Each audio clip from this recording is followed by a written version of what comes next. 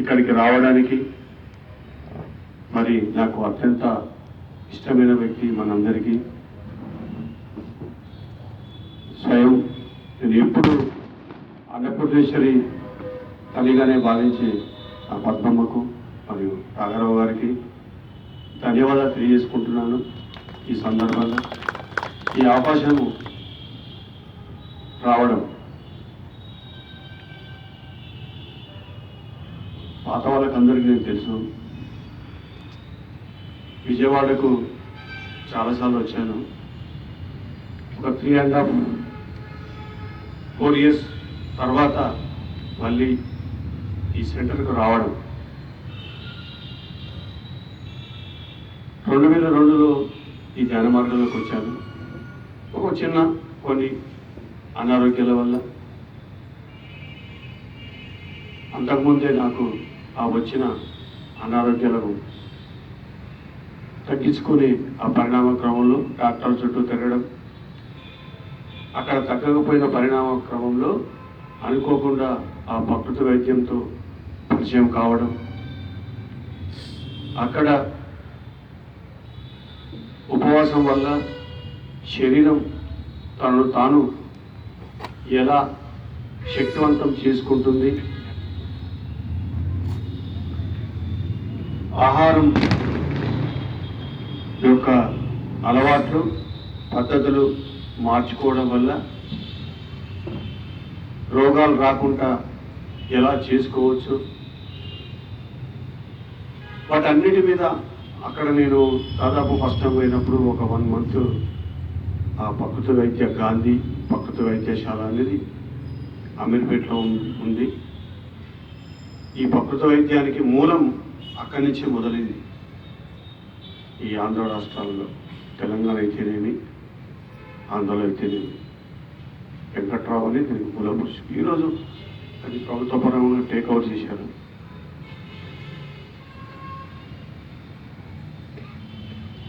అప్పుడు ఒక 2-3 times అలా ప్రతి 6 నెలలకు ఒకసారి పోవడం, ఎన్నో పుస్తకాలు చదవడం, అక్కడ ఉన్న డాక్టర్లతో అనుబంధం పూర్తిగా అప్పుడు తెలుసుకున్నాను. నేను ఆ రోజే 30 సంవత్సరాల క్రితం జ్వరానికి కానీ చిన్న చిన్న అనారోగ్య పరిస్థితులకు ఏ మందు అక్కర్లేదు, కేవలం ఒక కొబ్బరి నీళ్ళు లేదు అంటే తేనె నిమ్మరసం అలా పళ్ళరసాలు ఆ లిక్విడేట్ తీసుకుంటూ ఉండగలిగితే జ్వరమైనా ఏదైనా పోతుందని గత 30 సంవత్సరాలుగా ఈరోజు నా సాధన పరిపక్వం అయ్యింది అంటే దానికి మూలం ఎందుకు చెప్తానంటే ఆ మూలం అది.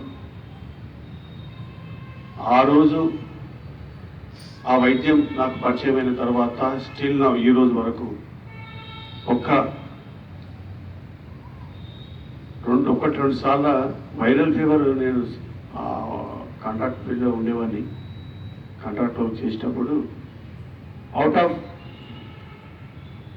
సిటీ అంటే టౌన్లలో కాకుండా కొంచెం మారుమూల ప్రాంతాలలో వర్కులు ఉండేటివి.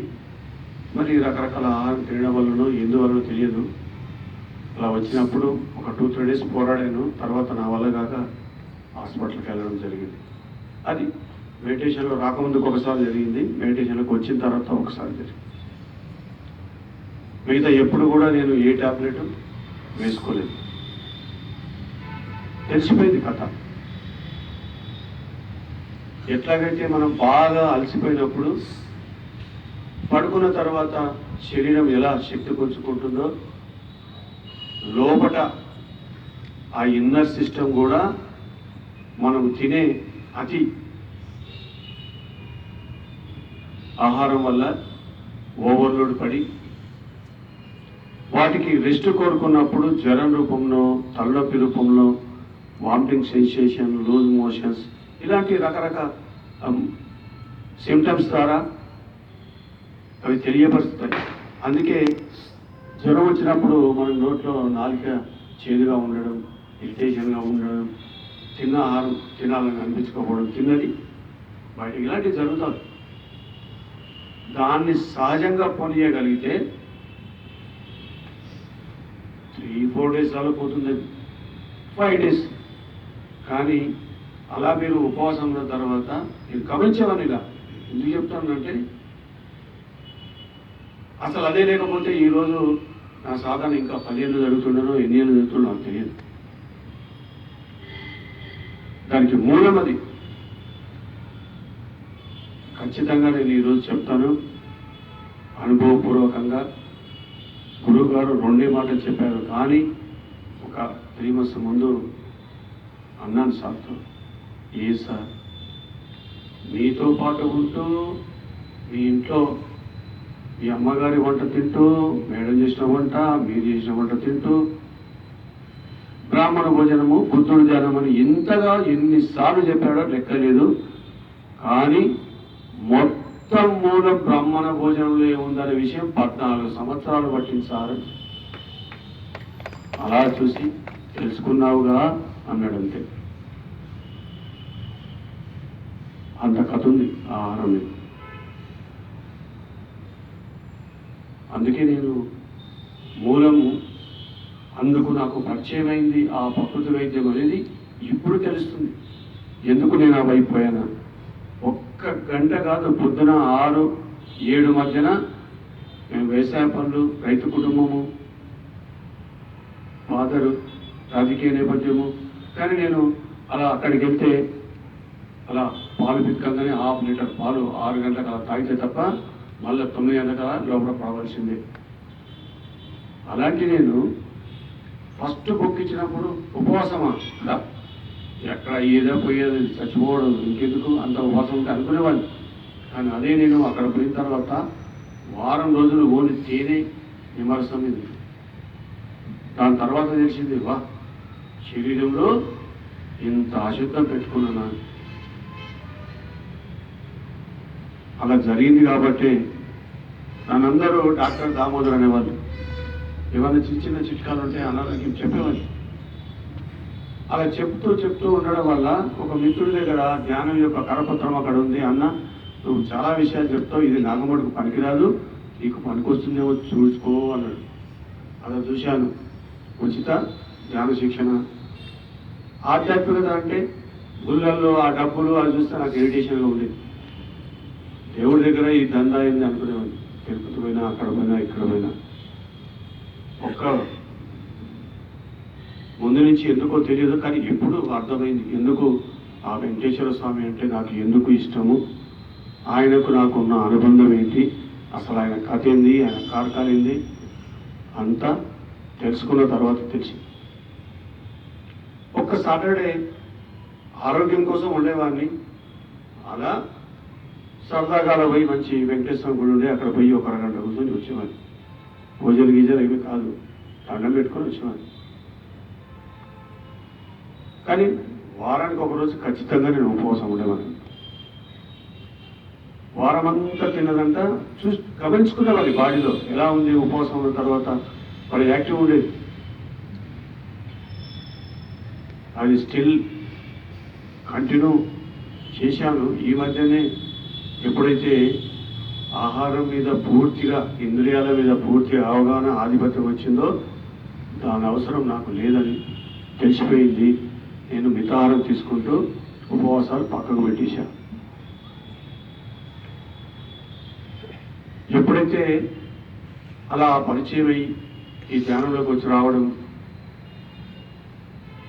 అది పరిచయం అయింది. మరి బంధువులే అనుకోండి, ఫ్రెండ్ సర్కిల్ అందరూ నాన్ వెజ్ అవన్నీ ఉంటాయి, అప్పుడప్పుడు తినేవాడిని. రకరకాల అవుట్ సైడ్ ఫంక్షన్లో తినడం అది మటుకు జరుగుతూ ఉంటుండే. ఇంకా పూర్తిగా తెలుసుకొని కూడా పొరపాటు చేస్తూనే ఉన్నాం. మరి అలా 2002లో ఆ కరపత్రం దొరకడం, వెంబడే ఆ మేడం గుడాలక్ష్మి మేడం గారి దగ్గరికి వెళ్ళడం, ఆమె నాకు ధ్యాన గురువు. నేను రోజు వెళ్ళే ప్రదేశం నాకు తెలుసు, అక్కడే నేను కొన్ని ఏళ్ళు ఉన్నది. కానీ ఏ రోజు నాకు అందలేదు, ఆ రోజు అంది ఆ వాక్యం.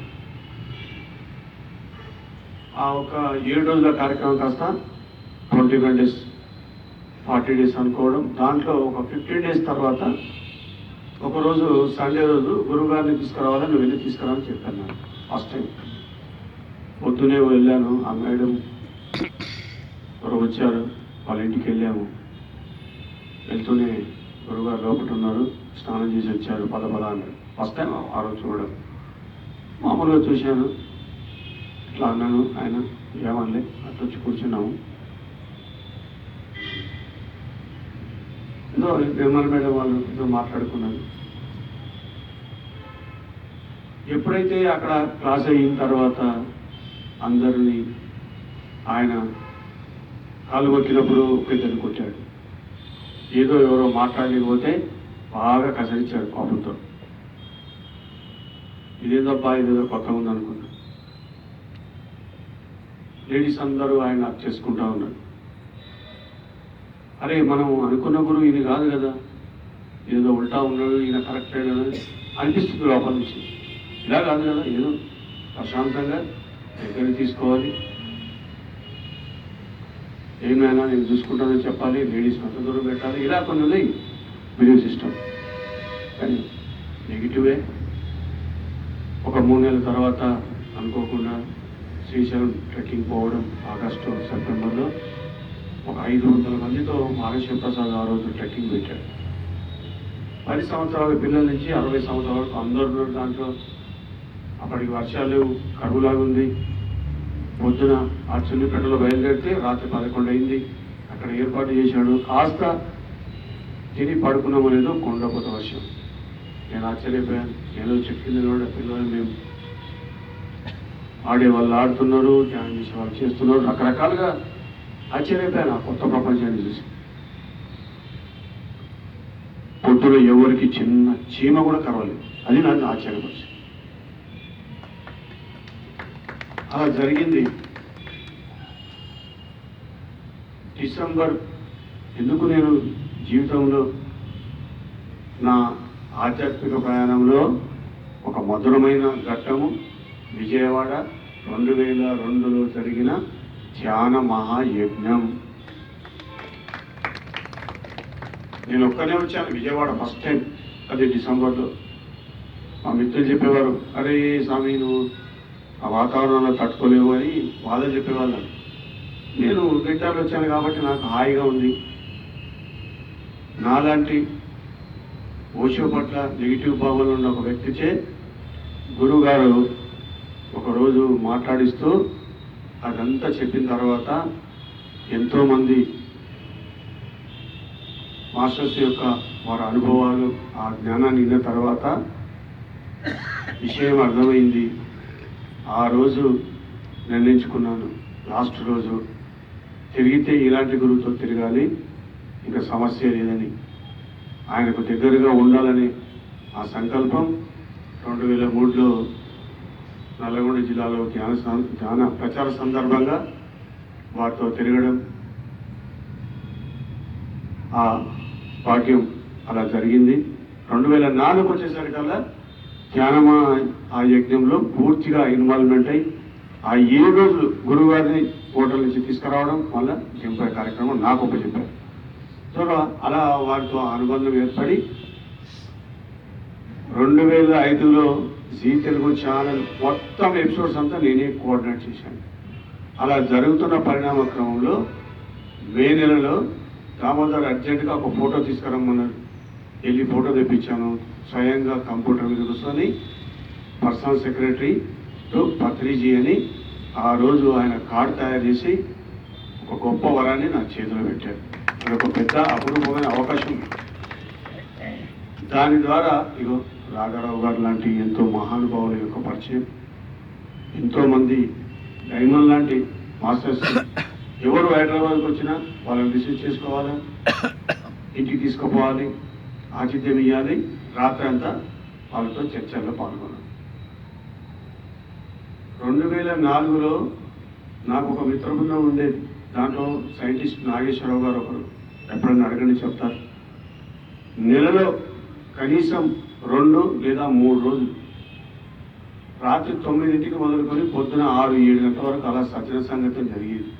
ఛానలింగ్ అని రకరకాల ప్రక్రియ ద్వారా ఎన్నో కొత్త కొత్త విషయాలు తెలుసుకునేవాళ్ళు. దాదాపు 3 సంవత్సరాలు జరిగింది. గురుగారి కార్యక్రమాలు ఎంత దూరం ఉన్నా పై వాళ్ళం, ఎక్కడ ఏ కార్యక్రమం ఉన్నా పాల్గొనడం, అలా పుస్తకాలు చదువుతూ అది ఇవన్నీ దేనికి పనికి వచ్చినాయి అంటే నేను సాధన చేసేటప్పుడు ఎన్నో రకరకాల అనుభూతులు, అనుభవాలు ఫిజికల్ బాడీలో లెక్కలేని మార్పులకు గురవుతాయి. ఏ అపోహ లేకుండా ప్రతిదానికి క్లారిటీగా ఎవరిని అడగలేని గురువుగారిని కూడా ఒక్క కంప్లీట్ అయ్యేంత వరకు ఆయన ఒక్క మాట చెప్పలేదు. ఎలా జరిగిందంటే అన్ని రోజులు చేసిన ఆ సజ్జన సాంగత్యం, ఆ స్వాధ్యాయం, అవి యొక్క ఆ అవగాహన అదంతా ఆ సాధనలో అనుభవ జ్ఞానం పొందేటప్పుడు పనికొచ్చింది. అలా మొదలైంది, జరుగుతుంది కార్యక్రమాలు. ఆ మధ్యన అంతకుముందే 2002లో చిన్న వ్యాపారంలో ఒక చిన్న ఒడిదుడుకు, అది కూడా తోడై చిన్న అనారోగ్యము, ఈ రెండింటితో కలిపి అలా రావడం ఏదో చిన్నగా పడ్డది. మళ్ళీ కాస్త కాస్ట్లీ ల్యాండ్స్ ఉన్నాయి, మెయిన్ రోడ్డుకు ఉంటుంది. అందరూ అనేవాళ్ళు ఇంకింద్రా నాయన మెయిన్ రోడ్డు మీద భూములు, కోటీశ్వర్లు. నిజంగానే మేము అలాగే ఫీల్ అయ్యే వాళ్ళం. ఒక హెచ్పిసిఎల్ కంపెనీ వాళ్ళు వచ్చి ఈ భూములన్నీ మాకు కావాలి, మేము ప్రాజెక్టు పెట్టాం. ఇది 2000 సంవత్సరంలో జరిగింది. అది మార్కెట్ రేటు అప్పుడు 8-10 లక్షలు అంటే మాకు ఇచ్చింది ఒక 2 లక్షలు. పోనీ ఆ 2 లక్షలన్నా సద్వినియోగపరచం అంటే అది లేదు. చక్కగా మంచి మంచి భూములు చూశాను. మా బామ్మవాడు వచ్చేవాడు, ఇది బాగాలేనివాడు, వాడొకడు చూసేవాడు, నేను బాగాలేనివాడు. అలా ఒక 4-5 ఈరోజు అవి 15-20 కోట్ల ఆస్తి. మా ఆవిడనేమో ఏదో ఒకటి కొనమంటారు. ఇట్లా కదా. నా మిత్రులందరూ, మా రిలేటివ్స్ అందరూ బోర్వెల్స్ అని రకరకాల వ్యాపారంలో బోర్డు అని డబ్బులు సంపాదించాడు, నేను సంపాదిస్తాను వాగు అన్నాడు. ఇంకా ఆవిడ మనము మొండేళ్ళం, ఎవడి మాట ఈనాడు సీత అన్నట్టు. ఆవిడ ఏం చేస్తుంది పాపం, సైలెంట్ అయిపోయింది. ఆ డబ్బులు కాస్త ఉష్కాకైంది. ఒక 5 లక్షలు అప్పు మిగిలి 5 లక్షలు అని అలా నడుస్తుంది. కానీ టెన్షన్ మొదలైంది. అరే పర్వంతో పోయింది, ఉన్న డబ్బులు పొడగొట్టుకున్నాం. మా చిన్న చిన్న నా చేతుల్లో పెరిగిన మా తమ్ముళ్ళేమో ఆస్తులు హాయిగా ఉన్నారు. వాళ్ళు అవమానం ఫీల్ అయ్యేవాడిని. అప్పుడే కదా మొదలు ధ్యానం. ఏ మదన జరిగిందా, ఏం జరిగింది, ఊరికే సజ్జన సాంగత్యం జరిగేది. ఆలోచనలు పోయేటి కావు. బయట ఆలోచించేది కాళ్ళు మూసుకొని ఆలోచించాం, అంతే తేడా. దానికి నేను పెట్టుకున్న పేరు మొక్కుబడి ధ్యానం. అవునా కాదా, మొక్కుబడే అది. అలా జరిగింది. ఆ మధ్యన కాస్త గవర్నమెంట్ మీద కేసు వేయడం వల్ల మళ్ళీ కొన్ని డబ్బులు వచ్చినాయి. మళ్ళీ ఒక ఆశ, అరే మళ్ళీ ఇంకో సెంటిమెంట్, ఎక్కడ డబ్బులు పోయాయో అక్కడే ఎత్తుకోవాలి. మా మిత్రుడికి ఆ విజయవాడ ఉంటాడు, ఆయన కొంచెం బయట ఇంప్లేస్ అనమాట, అందరితో పరిచయాలు ఎక్కువ. ఆ కర్ణాటకలో యడ్యూరప్పతో మరి ఎలా పరిచయం ఉందో తెలియదు. ఒక రోజున చెప్పాడు, సార్ మనకు ఒక మంచి జాక్పాట్ తగిలింది. ఏమన్నా 10 కోట్ల వరకు 20% ఎక్సెస్లో మనకు వచ్చింది. సంతోషం. కూర్చున్నాం. ఏం చేద్దాం సార్ అను. ₹1 కోటి ఆఫర్ వస్తుంది, వదిలేద్దామా చేద్దామా అని అడిగాడు. నేనేమో వదిలేద్దాను పోయి చాలు, ఎందుకు వచ్చినట్టంట అని నేను అన్నాను. సార్ ఈ అవకాశం వదులుకున్నామనుకో మళ్ళీ మళ్ళీ రాదు. ఒక్కసారి దీన్ని చేశామా 3-4 కోట్లు మినిమం మిగులుతాయి. అలాంటి వరకు కొంచెం స్ట్రగుల్ చేద్దాం సార్ అన్నాడు. ఆశ వచ్చే సరే కానీలే అన్నాడు. మళ్ళీ మొదలు. ఆ ఉన్న డబ్బులు మళ్ళీ పోయినాయి. ఈసారి 30-40 లక్షల అప్పు ఎత్తులో పడ్డది. అప్పుడు కదా కథ. ఫస్ట్ వర్క్ మొదలు పెట్టిన ముందు గురువుగారిని, సార్ ఇలా ఉంది, అప్పటికే ఆయనకు నేను దగ్గరగా ఉన్నాను, ప్రతి విషయం ఏదైనా నేను ఆయనకు చెప్పేంత చదువు ఉంది, కానీ ఆ విషయం ఆయనతో నేను చెప్పలేదు. చెప్పకుండా మొదలుపెట్టిన 1 నెల తర్వాత అప్పుడప్పుడే మొదలైంది కాబట్టి ఒక మాట చెప్తారని, సార్ ఇలా చేస్తున్నాను, ఇది సంగతి అంటే, అరే చప్పట కొట్టిరా అన్నాడు. అందరు చప్పట కొట్టి. నేనేమనుకున్నా గురువుగారు ఆశీర్వాదం వచ్చింది అనుకున్నా. ఆ చప్పట్లు ఇక్కట్లతో మొదలవుతుందని 1 నెల తర్వాత తెలిసింది. నేనేమన్నా చేస్తున్నాను సార్ చెయ్యి అన్నాడు ఆయన. అప్పటి వరకు డిపార్ట్మెంట్లో వాళ్ళు ఆశ్చర్యపోయారు. వాళ్ళు ఎలాంటి వర్క్ అంటే ఎవరు మమ్మల్ని అడిగేవాడు లేడు. 10 బస్తాల దగ్గర ఒక్క బస్తా వేసినా అడిగేటోడు లేడు. సర్వం మేమే. కానీ నష్టాలు వచ్చాయి. అలాంటి విచిత్రమైన పరిస్థితులన్నీ రావడం, ఆ వర్క్ అంతా గందరగోళాన్ని అయిపోయి భక్తి కూడా అని ఒకరోజు క్లాసు పోతుంటే టెన్షను ఫేస్లో తెలిసిపోతుంది. ఒత్తిడిలో ఉన్న ఫేసు సెకండ్లో తెలిసిపోతుంది. ఏ సంగతి అన్నాడు. కారులో పోతుంటే ఏం సార్ అని. విషయం చెప్పు, ముఖం చెప్తుంది, సంగతి చెప్పు అన్నాడు. అప్పుడు ప్రారంభం ఇది సార్ అన్న. ఎవడుమన్నారు రానింది కర్ణాటక అన్నాడు.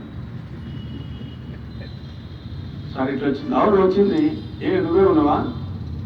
అడగలేడు అమ్మనగాడు. నీకేమొస్తున్నావా అని ఒక రౌండ్ కోటింగ్ ఇచ్చేసి,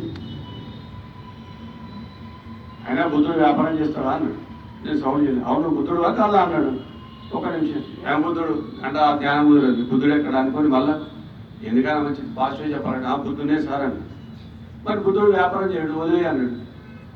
వదిలేసి ఆ మిత్రుడు చెప్పేశాను, ఆయన వస్తే అప్పులు కట్టు, లేకపోతే చూద్దాం ఏం జరుగుతుందో అనుకున్నాను. అలా వదిలేసి పక్కకు వచ్చేసి దాని తర్వాత ఇంకా పూర్తిగా గురుగారితో పాటు తిరగడం, కాస్త డబ్బులు ఉండే, చిన్న ఒక రైస్ మిల్ కూడా ఉండే. అలా నీడ్స్ కోసం ఏదో రకంగా మొక్కుతూ మురుగుతూ జరుగుతుంది. అప్పులలో కూడా అలా జరుగుతుంది. అలా సంవత్సరం జరుగుతూ ఉన్నది. అప్పులకి ఇదిగో అదిగో అంటున్నాము. ఏం చేయలేని పరిస్థితి. ధ్యానం కుదరట్లేదు. కానీ ఆ మనసు ఏదైతే ఉందో ఆ ఆలోచన నుంచి బయటపడడం కోసం నేను కావాల్సుకొని వర్కులు కల్పించుకుని ఉంటాను. పనిలో ఉన్నప్పుడు హాయిగా ఉంటుండే. అందుకోసం గురుగారు పెట్టులో పోవడం, ఏదన్నా ఒక కార్యక్రమాల్లో పూర్తిగా ఇన్వాల్వ్మెంట్ అయ్యి ఆ ధ్యాన కార్యక్రమాలు చేపట్టడం ఇలా చేసేవాడిని. అలా ఆ ధ్యాన యజ్ఞంలో దీంట్లో పూర్తిగా ఇన్వాల్వ్మెంట్ చేయడం వల్ల అలా పనులు చేసుకుంటూ పోయేవాడిని. 2012లో ఏదైతే గురుగారు చెప్పారో బాధ్యత బోధనలో 3 రోజుల కార్యక్రమం, అది నా జీవితాన్ని అదొక మలుపు తిప్పి. ఏదో చిన్న పనులు చేసేవాడిని, కానీ అది ఏకంగా పూర్తి బాధ్యత ఎత్తులు పెట్టాడు. ఆ కార్యక్రమం చూడన్నాడు. ఆ ఊరికి ఆడ ఉన్నది 12 మంది. పనేమో పెద్దది. మొదలు పెట్టంగానే 6 రాటు 6 వీడు, 2 గ్రూపులు. వీడి వాడి పడదు, వాడి వీడి పడదు. ఎవడు మాట అయినాడు. సరే దగ్గరగా ఉన్న వాళ్ళు 6 మంది వచ్చారు. ఆ వీరప్ప ఇంపార్టెంట్ పర్సన్ కాబట్టి అలా డొనేషన్కి వెళ్తే ఎన్కోడు ఫోన్ చేసి వాళ్ళకి డబ్బులు ఇవ్వద్దు, వాళ్ళు మిస్యూజ్ చేస్తాను వీళ్ళు చెప్పడం. నేను అంత మూమెంట్ అంతా 2012 చలో కట్టాలని మన ఎవరు చూస్తాడు, ఎవడు చూడట్లేదు, ఎవడు పలకట్లేదు. గురుగారి దగ్గరికి వెళ్ళిపోయాడు. ఏం దామోదన్నాడు. సార్ ఇలా ఉంది, ఏం చేయాలన్నా. నాకేది చెప్తాను అన్నాడు అది ఏకంగా. ఎవరు చెప్పు సార్, మీకే చెప్పాలి కదా. చెప్పినావు కదా, ఇవ్వబో. ఏం చేయాలన్నా తెలియదా నీకు? చెయ్యి, ఏం చేయాలన్నా చెయ్యి, పో. నువ్వు ఏం చేసినా కరెక్టే, నువ్వు ఏ రకానే చేయి, నాకు ఎందుకు, నీ పనులు చేసుకోపో, నా పని నేను చేసుకుంటాను. ఆయన పెద్ద పేపర్ వెళ్ళి దిద్దుకుంటూ కూర్చున్నాడు. ఇంకేమంటా, సార్ చెప్పింది కదా. ఈ మాట కోసం చూసినప్పుడు బ్రహ్మాండంగా జరిగింది. అవాంతరాలు ఎన్ని వచ్చినా కూడా ఆ టైంకు డబ్బులు వచ్చినాయి. అద్భుతమైన కార్యక్రమంగా ఆ 2012లో ఆ 3 రోజుల కార్యక్రమం చాలా నాకు ఫుల్ సాటిస్ఫాక్షన్. అంత అయిపోయినాక అప్పుడు సార్ నాకు కొత్త రూపాన్ని చూపించావు నీ లోపల అన్నాడు. ఒకటే మాట అంతే. ఇక ఆ రోజు నుంచి ఆ ధ్యానం ఆచరణలో పూర్తిగా ఇన్వాల్వ్మెంట్ అయ్యి అలా చేస్తూ ఉన్న పరిణామకంలో 2012 వరకు లోపలికి వెళ్ళి కథ మొదలైంది. ధ్యానం చేస్తున్నాం, ఏదో మొక్కుబడి కుదరట్లేదు, ఏ అనుభవం లేదు. అందరేమో ఈ లోకం బట్టి ఆ లోకం బట్టి ముక్కోటి దేవతా కథ, లోకాలని తిరగడం, ఏ పురగొక్కుంటుంది. సాగు చూస్తేనేమో అరే నీ అంత గొప్పటోడు లేదని ఆయన అంటాడు. గురుగారు చెప్పింది కాబట్టి నమ్మకం, కానీ మనకేమో తెలియట్లేదు. బయటనేమో అప్పుల గోల, ఇంట్లో గోల. ఇట్లా అట్లా చేసాం ఇట్లా చేసాం సంసారం అంతా నాశనం చేసామని ఆడగోల. పోనీ ఇదన్నా ధ్యానం అన్నా బాగుందంటే ఒక్క క్షణం కూడా నిలకడలేదు మనసుకు. అది పరిగెత్తే ఉన్నది రేసుగురం లాగా. అర్థం కావట్లేదు. గురుగారు ఏమన్నా ఆశీర్వాదం ఇస్తారా అంటే ఆయన ఎవరు వచ్చినా కూడా ఎంబడే ఉండగా తెలుస్తూనే ఉంటుంది. ఎవరు వస్తారు ఆశీర్వాదం అని సార్ అంటాడు. ఏంది ఆశీర్వాదం? నేను చేయి పెడతా 10 ఏళ్ళు నువ్వు అట్లే ఉంటావు నేను ఇట్లా ఉంటావు ఏమి కొట్టుకోడు అంటుంది. ఆయన డైరెక్ట్గా చెప్తున్నాడు.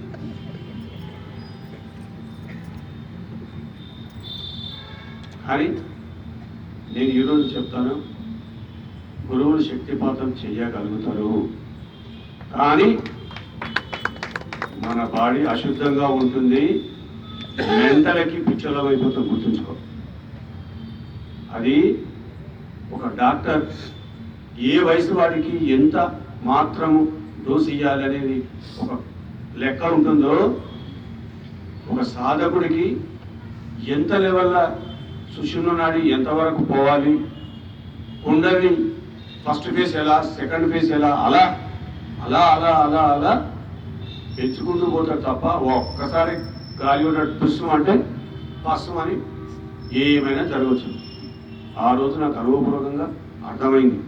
అందుకదా వాళ్ళు చేయరు.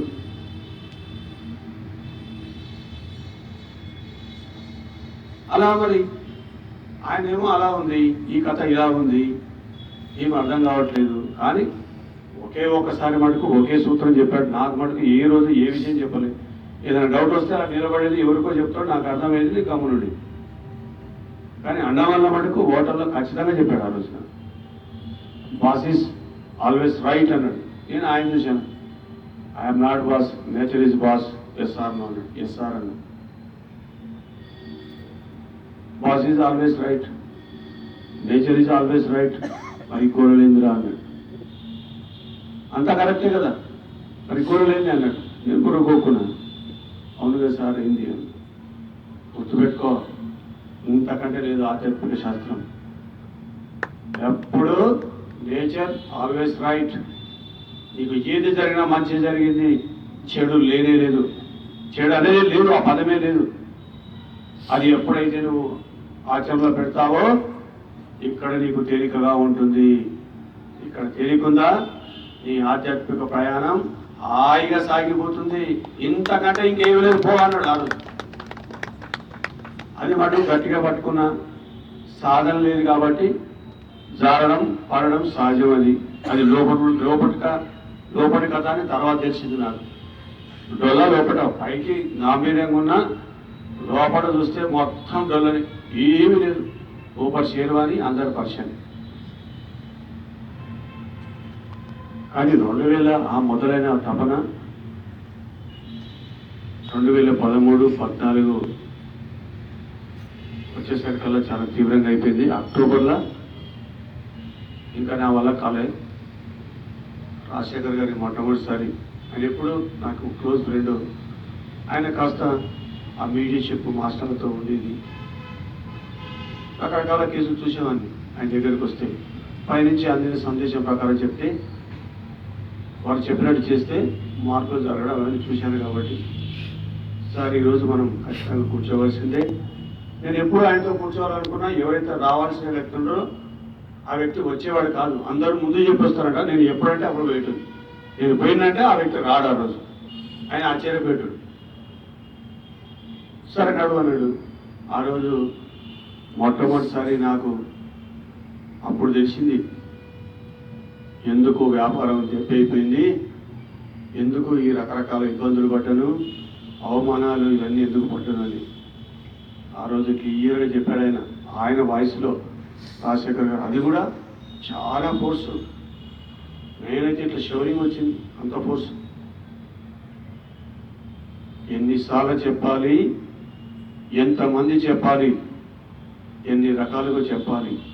మాయలు ఇరుక్కొని గుర్తించే స్థితిలో లేవు. ఏమనుకుంటున్నావు, ఏం తింటున్నావు, ఏం మాట్లాడుతున్నావు, జాగ్రత్త. మహా యోగులే చరిత్రలో కలిసిపోయారు. నువ్వెంత?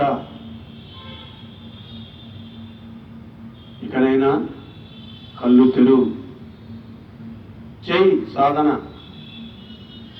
ఆహార నియమాలు పాటించు, పద్ధతులు మార్చుకో, ఎరుకలో ఉండు. నేను పరమేశ్వరుడి మాట్లాడుతున్నాను. లేదా గుడ్డలిప్పి అడవిలో పరిగెత్తిస్తాం అనుకుంటున్నావేమో. ఏమైనా చేయగలవు, వచ్చిన పని మర్చిపోయావు. అలా హెచ్చరిక వచ్చేసరికల్లా నేను బాడీ మొత్తం కదిలిపోయింది.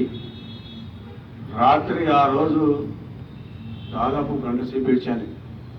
వస్తుంది అది, మన ప్రమేయం ఉంటే కదా. ఆడవాళ్ళు అయితేంది, మొగోళ్ళు అయితేంది, దుఃఖం అనేది ఆడవాళ్ళు ఏం ఆడవాళ్ళు ఆ టైం వస్తే ఎవరికైనా వచ్చేస్తుంది. గంగా ప్రభావం అలా పోతూనే ఉంటుంది. తీవ్రమైన ఆలోచన పడిపోయాను. ఆ రోజు అనుకున్నాను, ఈ కథ ఖచ్చితంగా నేను ఒక పట్టవలసిందే అని.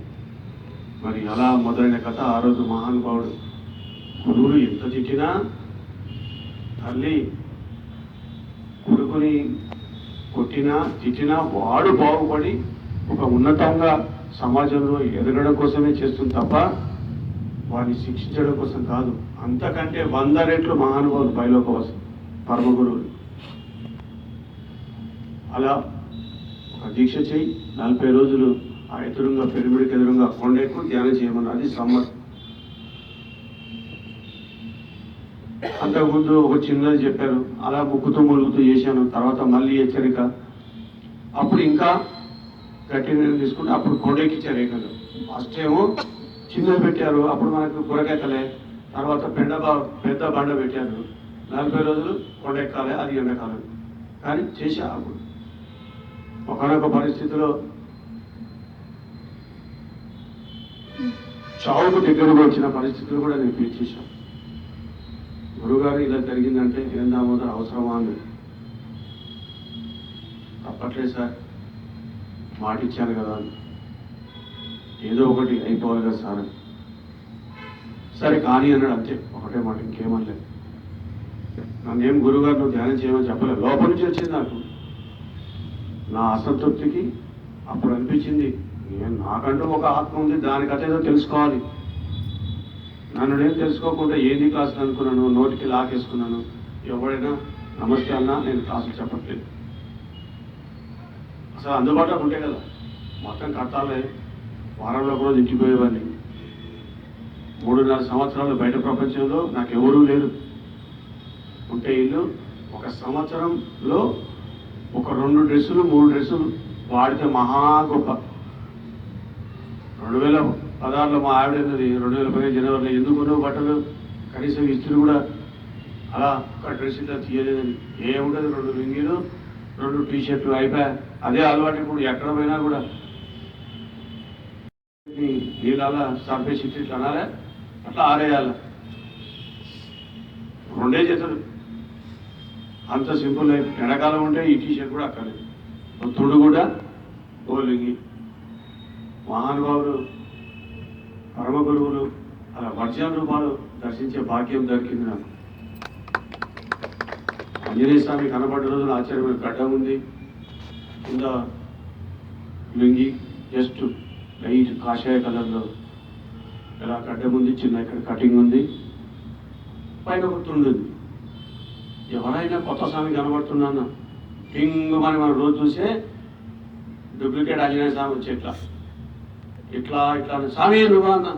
మరి నేనేనాయన నీకు కొత్త నాకు వర్షం చెప్తే చూస్తే గుర్తుపట్టలే కదా, అందుకే డూప్లికేట్ చూపించిన. ఏది కావాలని, నాకు డూప్లికేట్ ఎందుకు, వర్షాలే కావాలండి నేను. ఆ రోజు నుంచి ఇంకా ఆరోపణ తప్ప ఇవన్నీ ఎక్కడో ఇచ్చిపోయినాయి కంపెనీ. స్వామి అన్న, స్వామి ప్రస్తుతానికి నేను ఆ సృష్టికర్త అనే ఆ స్థానంలో ఉన్నాను. నేను మీలాగానే మామూలు మనిషిని, చిరంజీవత్వాన్ని పొందాను సాధన ద్వారా. కొన్ని లక్షల సంవత్సరాలుగా ఈ భూమి మీద ఉన్న కొంతమందులను, అందులో నేను ఒకరిని, ఇలాగే హిమాలయాలో తిరుగుతూ ఉంటా అని చెప్పాడు ఆయన.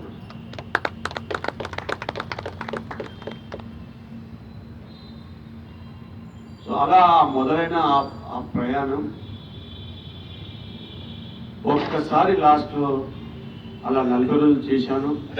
ఆ చేసేటప్పుడు ఎందుకు చెప్తానంటే, ఎప్పుడైతే మనం గట్టి పట్టుబట్టామో, మౌన ధ్యానం అన్నామనుకోండి, ఆ మౌనం ఎత్తిపోవడానికి ఒక పరీక్ష వస్తుంది, ఎవరో ఒకరు చేస్తారు, ఏదో ఒక సంఘటన జరుగుతుంది.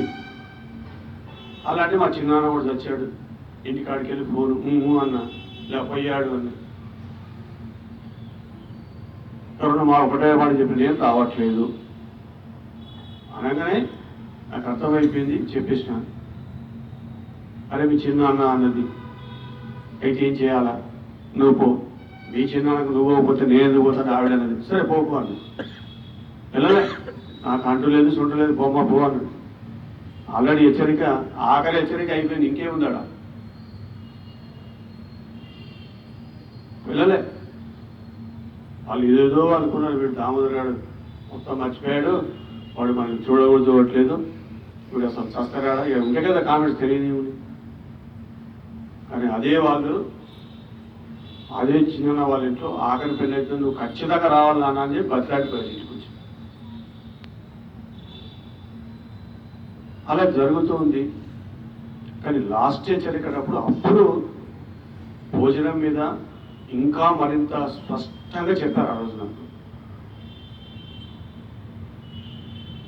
అప్పుడు 70-80% 90% తిన్నా, 10% తప్పేటోళ్ళు. అప్పుడు 100% ఖచ్చితంగా బ్రాహ్మణ భోజనానికి వచ్చేసాను. ఎట్లా అంటే సాధన జరుగుతూ ఉంది. నేను 6 సంవత్సరాల క్రితం ఒక బుక్లో చదివిన, వెల్లుల్లి ఎట్లాగో మానేశాం. అది చింతపండు ఆ రోజున రసం వేసుకొని మంచిగా ఉందని తిన్నాను, మా ఆవిడ బాగా చేస్తుందని. 3 గంటలు కంటిన్యూగా నేను సిట్టింగ్ వస్తుంది, 3 నిమిషాలు ధ్యానం పోయింది. అట్లా 2 సార్లు జరిగింది. అప్పుడు తెలిసింది, ఓరి అమ్మ ఈ చింతపండు కూడా ఏందిరా బాబు అనుకొని ఆ చింతపండు డబ్బా తీసి పక్కకు పడేసినాను. తెల్లారి మా మిత్రుడు చెప్పాడు, అన్న చింతపండు నెగిటివ్, ఇంకొక ఆయన చెప్పిండు కార్బన్ డైఆక్సైడ్ తీసుకొని కార్బన్ డైఆక్సైడ్ ఇస్తాడంట చెట్టు అని. అట్లా అది వదిలేసిన తర్వాత నాకు ధ్యానంలో ఆటంకం రాలేదు. కార్ని కనుక్కోకుండా అవుట్ సైడ్ పోతే సూపు లాగామంటే దాంట్లో గింత ఉంటుండొచ్చు. 2 days పట్టింది నేను కోరుకోవడానికి. అంతకుముందు మళ్ళీ మా ఆవిడ నాన్ వెజ్ ఫంక్షన్లో పోతే పక్కకు నేను తినమంటే తినకపోతుండే, ఇబ్బంది పడింది, ఇచ్చేయాలని తింటుంది. కానీ ఈరోజు నేను వాటర్ కూడా తాగొద్దని చెప్తాను, నీళ్లు కూడా తాగకూడదు. శరీరం యొక్క గొప్పతనం తెలుసుకున్నాను. కాబట్టి మా సొంత కోడలు పెళ్ళైతే పైనుంచి ఆదేశం, స్వామి అక్కడ నీళ్లు కూడా ముట్టుకోకు, ఎందుకు ఈ లోపల మేమందరం ఉన్నాం స్వామి, కాస్త మా సంగతి కూడా చూసుకో, అశుద్ధమైనది ఏది లోపలికి పడద్దు. అప్పుడు తెలిసింది కథ అంతా. అలా తీవ్రంగా మొదలైన సాధన జరుగుతుంది. ఫస్ట్ రోజు 3 గంటలు, అలా 4 గంటలు, 5, 6, 1-2 సంవత్సరాలు నేను ఏ రోజు కూడా 6 గంటలు తగ్గకుండా ధ్యానం ఏ రోజు చేయలే, కంప్లీట్ అయ్యేంత వరకు. కానీ ఆత్మస్థితులు మారేటప్పుడు 14-15 గంటలు కూడా చేసిన సందర్భాలు ఉన్నాయి. మీరు అనుకోవచ్చు కంటిన్యూ కూర్చున్నాడని, నేను ఎప్పుడు కంటిన్యూ కూర్చోలేదండి. 3 గంటలు కూర్చుంటాం, ఆకలి అయింది, లేచాము, 5 నిమిషాలు 10 నిమిషాలు ఒక ముద్ద తింటాం, టాయిలెట్ వచ్చింది అలా పోయి ఇలా వస్తాం, అంతే తప్ప ఏకదారిగా కూర్చొని మ్యాక్సిమం 3 to 4 hours కంటిన్యూగా కూర్చోండి ఒకటి, అంతే. అది కొన్నిసార్లు మాత్రమే. నేను టీవీ చూడడం మానలే ఏ రోజు కూడా. ఎక్స్ట్రా జబర్దస్త్ కార్యక్రమం మనకి ఇష్టమైంది, ఢీ కార్యక్రమం ఇష్టమైంది, కబడ్డీ వస్తే ఇష్టమైంది, క్రికెట్ ఇష్టమైంది. ముందే చెప్పారు టీవీ చూడు, కానీ సెంటిమెంట్ సీరియల్, సెంటిమెంట్ సినిమా జోలికి వాడికి పోవద్దు అన్నాడు. నీ మానసిక పరిస్థితి మీద ఒత్తిడి పడే ఏ కార్యక్రమం కూడా చూడమాకు అని చెప్పి ముందే నాకు అలా జరిగింది కార్యక్రమం. సో అలా మొదలైన ఆ ప్రయాణము మొట్టమొదటిసారి శరీరంలో మార్పులు ఎలా ఉంటాయి, ఆ సిస్టమ్ ఎలా ఉంటుంది, ఆహార నియమాలు ఖచ్చితంగా పాటిస్తున్నప్పుడు మాత్రమే సాధన కుదురుతుంది అనేది నేను ఆ 3.5 సంవత్సరాల నా ప్రయాణంలో పూర్తిగా తెలుసుకున్నా. అందుకే నో ఫంక్షన్స్, నో ఫ్రెండ్షిప్, ఏది అన్నిటికీ మొత్తం ఆ పత్రికలు వస్తాడా తక్కువ పరిష్టంగా పోలేదు. అందుకే భగవద్గీతలు చెప్పాడు, నేను 2 నాకు 20 చెప్పాడు, కానీ దాంట్లో ఆ పాయింట్లో 2 మటుకు నేను మనం మార్చుకోవాల్సిన, ఒకటి ఖచ్చితమైన ఆహార నియమాలు, 2 సంఘంతో డిటాచ్మెంట్. నిన్ను నువ్వు తెలుసుకోవాలనుకుంటే ఆ 2 మటుకు ఖచ్చితంగా పాటించాను. అసలు హైదరాబాదే మర్చిపోయారు అందరూ, కొత్తవాడికి ఎవడికి తెలియదు, డిసెంబర్ చూడడమే నన్ను అలా ఉండేది. కర్తగా నేను రూమ్లో ఉన్నానంటే 4 రోజుల తర్వాత నన్ను అరే ఎప్పుడు వచ్చేవారు వాళ్ళు, ఎవడో ఇంత తెచ్చిస్తాడు, ఇన్ని అటుకులు ఉంటాయి, మురమురాలు ఉంటాయి, బెల్లం ఉంటుంది, పల్లీలు ఉంటాయి, నువ్వుల లడ్డూలు, అలాంటి కొన్ని డ్రై ఫ్రూట్స్, ఇంకేం కావాలి, ఎవరో మధ్యాహ్నం ఇంత తెచ్చిస్తారు, ఆ ముద్ద తింటాం, అయిపోయారు. అలా జరిగింది ఆ ప్రయాణం. ఆహారానికి సాధనకు 100% ఇంకొంది గుర్తుంచుకోండి. నీ జీవితకాలం అంతా ఆహార నియమాలు పాటించలేదా, ఎలకతో కొన్ని బట్టి ఉచికినట్టే ఉంటుంది, అది నలిపే ఉంటుంది, తెలుపు కాదన్నట్టు. నీ సాధన ఏడుందంటే వేసిన గొంగోడి దగ్గరనే ఉంది. డ్రాప్ ఆల్కహాల్ పడ్డదా కొలాప్స్. అది కూడా చూశా నేను ప్రయోగం చేసి, అల్ల కల్లోలమైంది నా పొట్ట. అంతకుముందు తెలియదు, ఎందుకు మడ్డితనంగా ఉంది నా శరీరం, సున్నితత్వం రాలేదు, ఏం తిన్నా తెలియలేదు. వెల్లుల్లి కలిపిన ఆహారం బయట ఎవడో ఇస్తాడు వరకు, అది తిన్నా పెద్ద పరక వల్ల. ఫుల్ నాన్ వెజ్ ఫంక్షన్లో పక్కకు పోయి తిన్నా, అదేం తెలియలేదు. కానీ శరీరం సున్నితత్వమైన తర్వాత ఆఫ్టర్ ఆల్ నాన్ వెజ్ వండిన చెయ్యితోటి వండిన వంట తింటే తినమంతా పొట్టనొప్పితో బాధపడి, అప్పుడు తెలిసింది గురువుగారు ఎందుకు ఆ మాట అన్నాడు, ఎందుకు ఆయన వంట చేసుకుంటాడు, ఎందుకు ఆహారం దగ్గర అంత ఖచ్చితంగా ఉంటాడు. ఆషామాషి కాదు అది.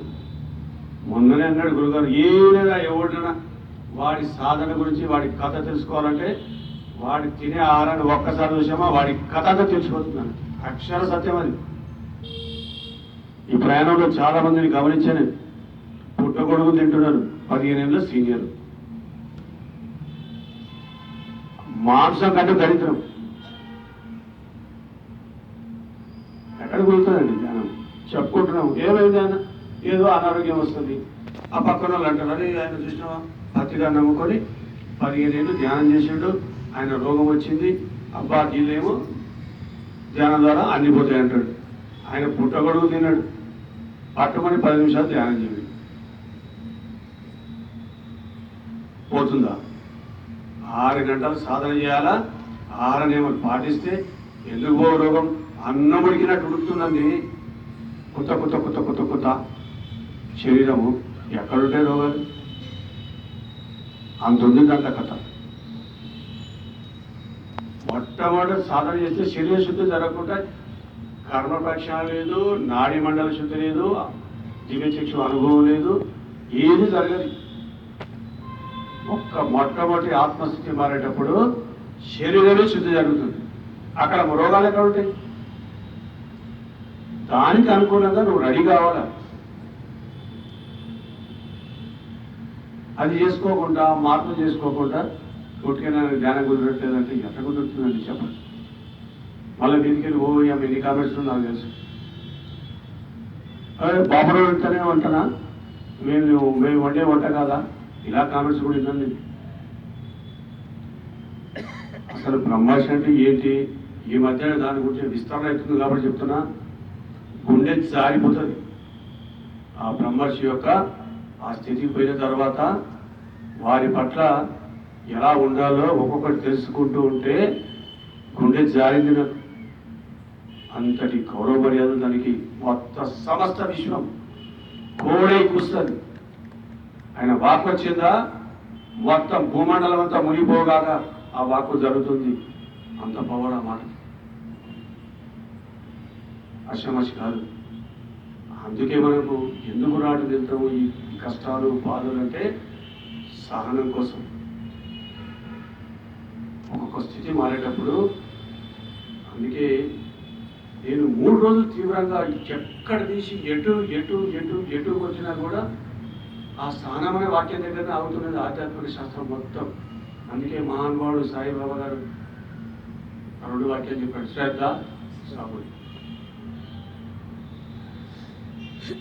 నేను సాధన చేస్తూ ఉన్నప్పుడు పైనుంచి చెప్పారు, ఎన్నో రకాల పరీక్షలు వస్తాయి, నీ స్థానాన్ని కోల్పోకు, ఎరుకలో ఉంటే. ఎవడో పోకిసుకగాడు, వాడు నన్ను ఏదో తిట్టాడు, అందరు నాకు పంపు కొట్టారు, నేను కర్ర పట్టుకొని వెళ్ళిపోవడం అయిపోయింది.